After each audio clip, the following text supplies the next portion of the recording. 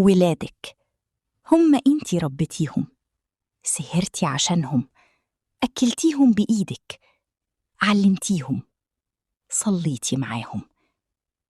بس في يوم تيجي حماتك وتقول لجوزك ولادها مش متربيين كويس، أنا هربيهم بطريقتي.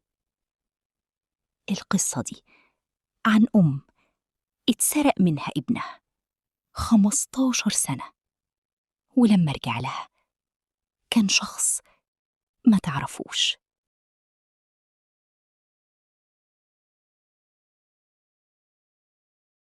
أهلاً يا أحبابي، معاكم نرمين خالد، ودي قناة حكايات من البيوت. القصة دي بعتها لي ولد بيعتذر لأمه اللي معرفهاش 15 سنة. غيرت الأسامي وخلونا نسمي بطلة قصتنا أم يوسف. نهى اتجوزت من أحمد، راجل من عيلة طيبة، بس أمه الحاجة سهير كانت ست متسلطة جدا. من أول يوم في الجواز الحاجة سهير كانت بتقول لنهى: أنا ربيت أحمد بإيدي، وأنا اللي أعرف اللي يصلح له. إنتي لسه صغيرة ما تعرفيش.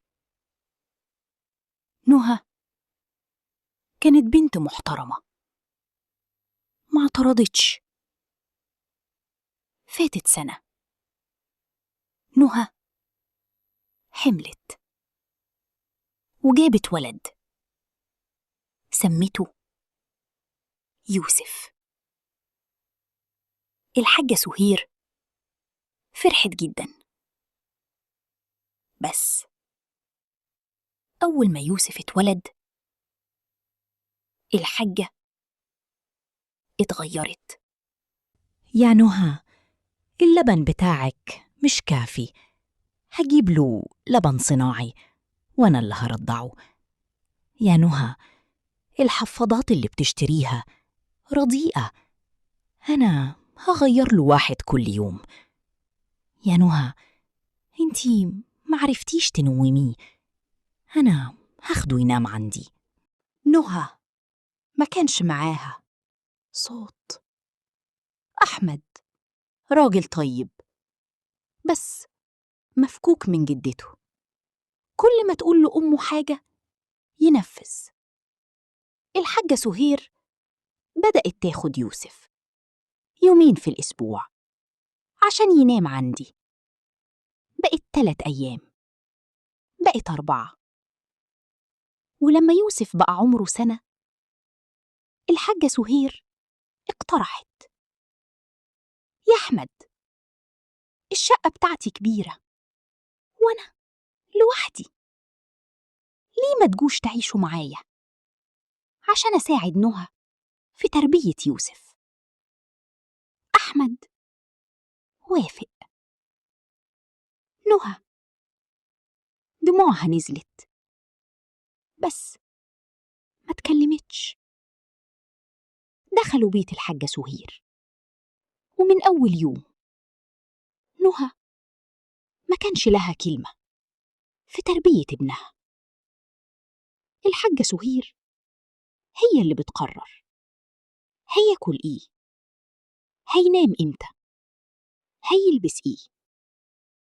ولما يوسف كان بيعيط الحاجة تاخده من حضن أمه وتروح بيه أوضتها: يا حبيبي، ماما مش بتعرف تخليك تنام، تيتا هتلعبك. يوسف كبر وهو معرفش إن الست اللي بتأكله هي ست تانية غير اللي بتنام جنبه. يوسف بقى عمره 5 سنين ودخل المدرسة، الحاجة سهير هي اللي كانت بتوصله، هي اللي بتقابل المدرسين، هي اللي بتساعده في الواجب. نهى كانت تحاول تقعد معاه. الحاجة تقول له: يا يوسف، تعالى يا حبيبي، ماما هتلعبك. هي ماما، ونهى مامي نهى. فاتت سنين. يوسف كل لما يقع ينده على ماما ويقصد جدته. كل لما يفرح يجري لتيتا سهير يحضنها. نهى بقت تقعد لوحدها أوضتها تعيط. أحمد بقى مشغول بشغله ولا بيلاحظ. فاتت 10 سنين.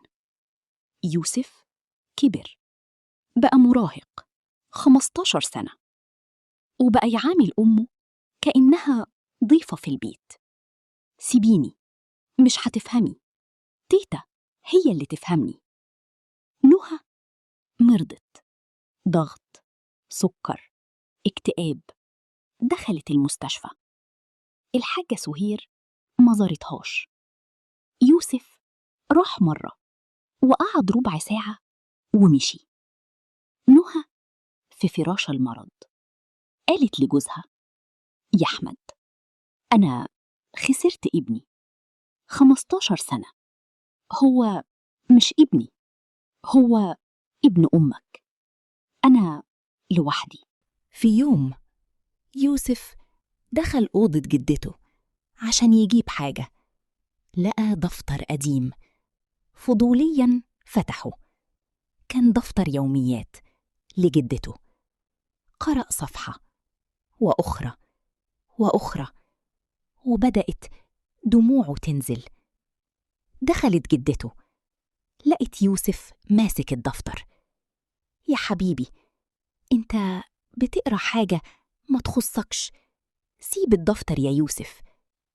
يوسف بص لجدته وقال: انتي عارفة ولا أنا اللي ما كنتش واعي؟ فتح الدفتر وقرأ بصوت عالي: 15 سنة وأنا باخد من نهى كل لحظة سعادة كانت ممكن تحسها مع ابنها. أنا بأذيها لأن أحمد ابني الوحيد، وأنا ما حبيتش أحس إن في حد ياخده مني. سامحيني يا نهى، أنا أكتب الكلام ده بس مش هقدر أقولها لك في وشك. أنا خسرت قلبك بإيدي. يوسف وقع الدفتر، راح جري أوضة أمه. نهى كانت في فراشها ضعيفة. يوسف رمى نفسه على إيدها وعيط: مامي، سامحيني، أنا ما كنتش عارف، أنا ابنك مش ابن حد تاني، سامحيني. نهى ابتسمت: يا حبيبي، أنا سامحاك من اليوم اللي اتولدت فيه، لأنك ابني ومحدش يقدر ياخدك مني. فعلا يا جماعة، ربنا قال في كتابه العزيز: ولا تفسدوا في الأرض بعد إصلاحها. الإفساد مش بس إنك تعمل حاجة وحشة، الإفساد إنك تخرب بيت اتعمر بالحب. والنبي صلى الله عليه وسلم قال: ما نحل والد ولدا أفضل من أدب حسن. الأم اللي بتربي ابنها هي الأحق، والجدة دورها تساعد مش تستبدل. ويا أم اللي بتسمعيني، ابنك لما يتجوز هو راجل له بيته ومراته، دورك تدعيله، تشاوريه لو سألك، وما تتدخليش في تربية ولاده. ويا ست اللي بتعاني من حماتك اللي بتاخد ابنك منك، اطلبي حقك بحب، ما تسكتيش. ابنك هو ابنك، مش ابن حد تاني. يا أحبابي، يوسف دلوقتي ما يسيبش أمه، بياخدها يطلعوا ياكلوا ويحكي لها كل حاجة في حياته. نهى صحت من مرضها بشهادة الدكاترة، الحب أحسن دواء. الحاجة سهير اعتذرت، ولسه يوسف بيحبها، بس فاهم إن أمه ومحدش هياخد مكانها. فكر معايا، هل عندك حما بتحاول تاخد ولادك منك؟ أو هل انتي حما بتعاملي كنتك بنفس الطريقة؟ سيبلي كومنت واحكي لي قصتك، ولو القصة لمستك لايك، اشتراك، جرس، وشيرها مع أي ست ممكن تكون على وشك تخسر علاقتها بأولادها. أستودعكم الله. السلام عليكم ورحمة الله.